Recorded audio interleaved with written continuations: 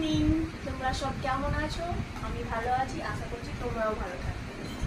এখন বাজে 10:30, এখন ঘড়িতে বাজে 10:30, ঠিক আছে। এখন তো আমি কিছু খাইনি, জাস্ট একটু গরম জল খেয়েছি, যেহেতু আমার ঘুড়িটা অনেক বেড়ে যাচ্ছে ওই জন্য।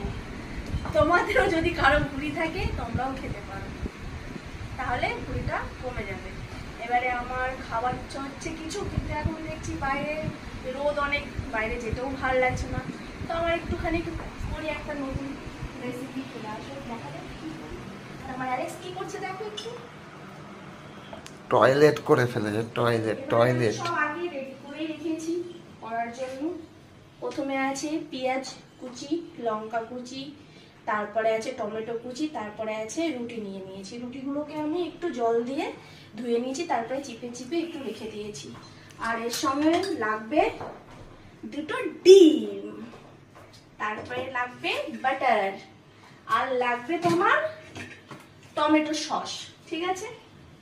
তারপরে লাগবে একটা কি কড়াই, তারপরে লাগবে লাইটার, তারপরে গ্যাসটাকে অন করতে হবে, তারপরে মজা করে রান্না করতে হবে। রান্নাটা করে নিলে তারপরে খেতে হবে।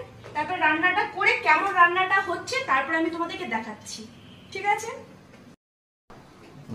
ফার্স্টে আমি একটু রিফাইন তেল দিয়ে দেবো, অল্প করে, জাস্ট যারা তেল অল্প খায় তারা অল্প দেবে, যারা বেশি তেল খায় তারা বেশি তেল দেবে। কিন্তু কারণ আমরা অল্প তেল খাই, আমি অল্প, আমাদের সবাই অল্প তেল খাই।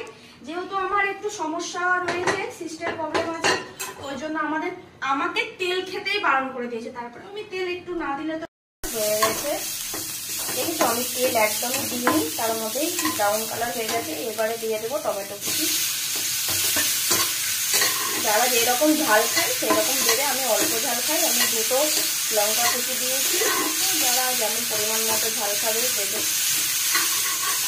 একদমই তেল নেই, তেল ছাড়া তো রান্না হয় না, স্বাভাবিক সবাই বলে, কিন্তু অল্প তেলেও রান্না করা যায়। একটু গ্যাসটা লো করে দিলাম, করে দিয়েছি। তারপরে এখানে হাত দিয়েই বাটারটা দিয়ে দিই, যেহেতু এখন চামচ মাছ দিতে পারছি না, বাটারটা একটু খেয়েও দিলাম। বাটারটাও দিয়ে দিয়েছি।